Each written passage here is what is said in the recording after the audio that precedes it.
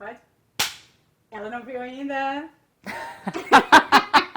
E é verdade, tá, gente? Só pra verdade, esse não é um canal de fake news.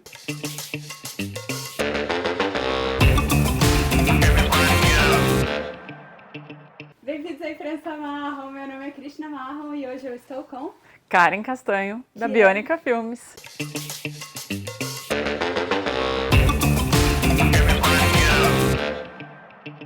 Cara, que é a Bionica, que fez Turma da Mônica Laços. Do caralho, né? Foi A gente... incrível. Não, e super resultado de audiência, público muito fã, muito foda, muito dinheiro, ricos, finos e poderosos a partir de agora, né? Olha, seria lindo, mas quase. Quase, quase. Não, mas acho que foi importante para a autoestima do audiovisual, né? Precisamos. Importante, e foi uma experiência incrível trabalhar com o Maurício de Souza. Nossa, responsa, hein? Maurício Muso, né? Desde pequena, assim, eu lembro que quando eu tinha o desenho dele nos gibis, eu ficava encantada, assim, por aquela figura que era o criador das histórias, o pai da Mônica nas histórias. E então um sonho, assim. E foi incrível o processo, as crianças são incríveis, a equipe era maravilhosa, foi o set mais legal da vida. Eu acho que teve muito amor envolvido no fazer, e acho que esse amor foi pra tela. Sempre vai. Gente, dica, toda vez que você ama seu projeto muito, esse amor acaba indo pra tela, assim, e vira produto melhor, assim, a cauda longa acaba acontecendo, né? Me conta uma coisa, a gente participou de uma palestra junto, eu fiquei impressionada com a sua trajetória. Conta pra quem tá assistindo que dá pra chegar lá no audiovisual fazendo um caminho completamente tortuoso. Sim, dá. Eu era uma criança que sempre amei matemática, então achava que meu caminho era esse, nas ciências exatas. E aí eu fui estudar geofísica, porque eu achava que eu devia trabalhar com petróleo e essas coisas, tal. Meio estranho assim, uma criança. Mas quando eu comecei a cursar, acabei me envolvendo com o mercado financeiro, porque o mercado financeiro fica de olho nesses estudantes de exatas, e fiz uma carreira no mercado financeiro. E nunca achei que, embora eu gostasse muito de cinema, eu nunca achei que eu podia fazer qualquer coisa na área. E aí, eu sou zero ligada em astrologia, mas por algum motivo eu fui fazer um mapa astral. E a astróloga falou, nossa, mas tem um ponto aqui de criatividade que você precisa olhar, isso está faltando para você. Vai desenhar joia ou pintar aquarela. E fui pintar aquarela, não me dei bem, achei que me faltava paciência. Fui desenhar joia e tal, e aí começou de alguma maneira algo mudar em mim. Continuei no mercado financeiro e aí apareceu a oportunidade de fazer os Funcines.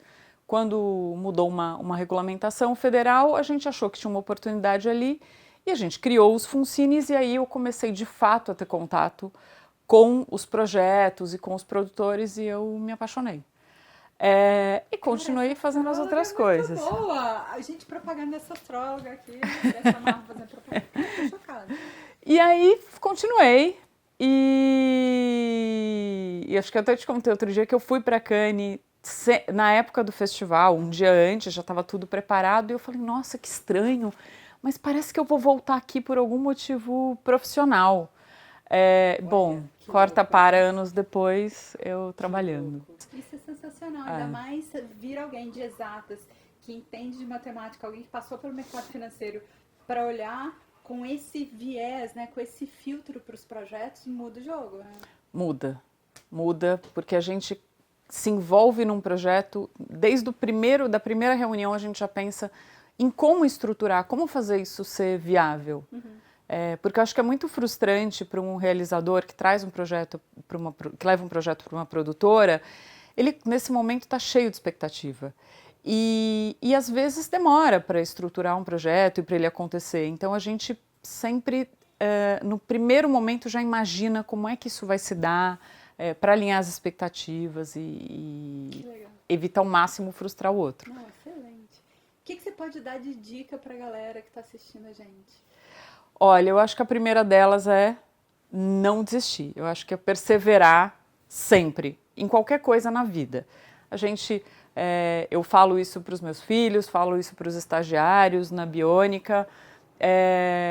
A gente não aprende nada da primeira vez que a gente tenta. Então a gente caiu, levanta, olha para o que fez de errado e tenta de novo.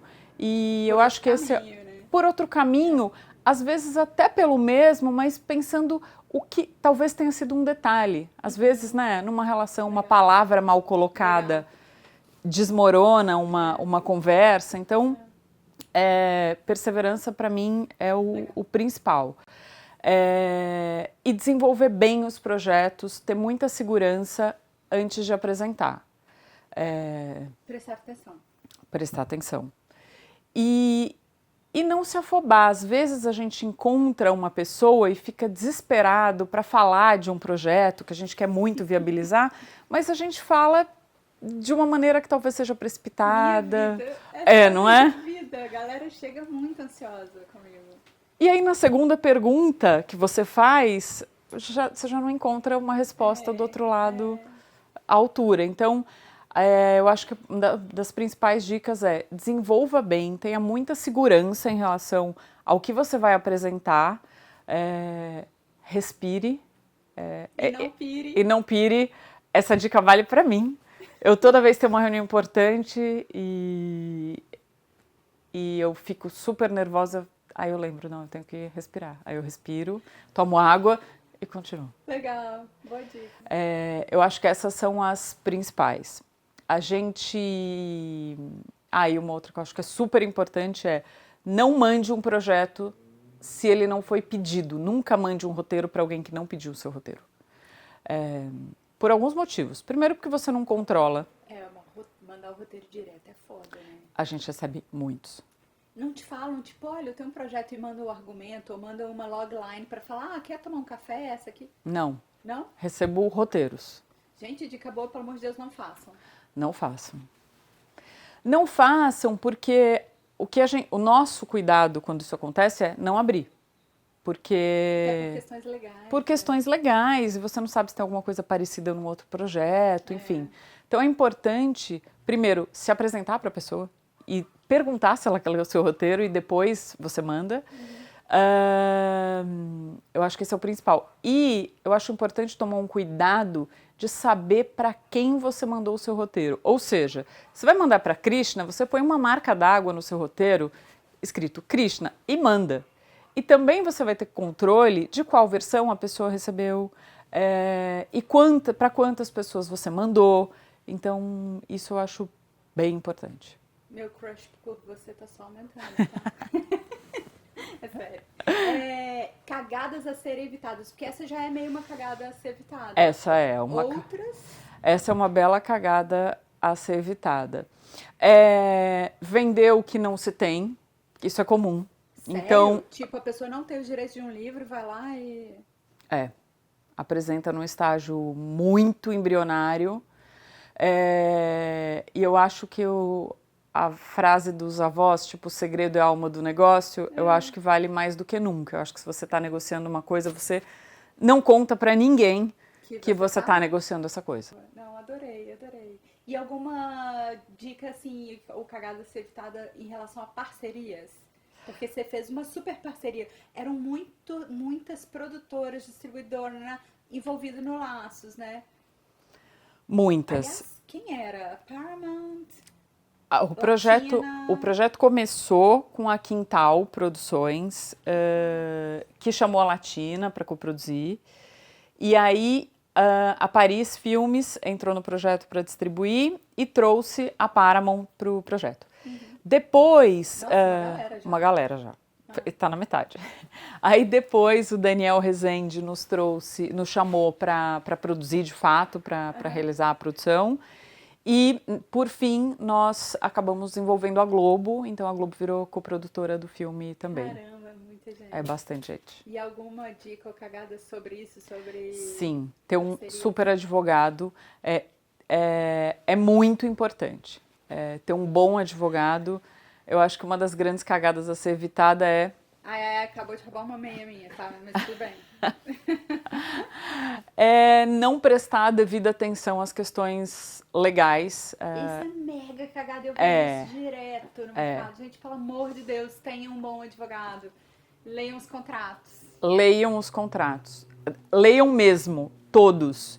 Porque a gente já viu isso acontecer muito perto e de um contrato de um parceiro que era sempre igual e aí assinava-se sem ler. E aí, de repente, a gente viu que tinha mudado o contrato. E não foi falha deles. Enfim, eles mudaram o padrão de contrato e a gente, felizmente, pegou, mas teve gente que não pegou. Então, super importante dar muita atenção a essa parte legal. E para envolver tantas produtoras assim, é mais importante ainda ter um super escritório em quem você confie. E essa relação vai melhorando também. Se você estabelece relações de longo prazo com os escritórios, com os produtores, com as majors, isso só ajuda no desenvolvimento dos projetos. Demais.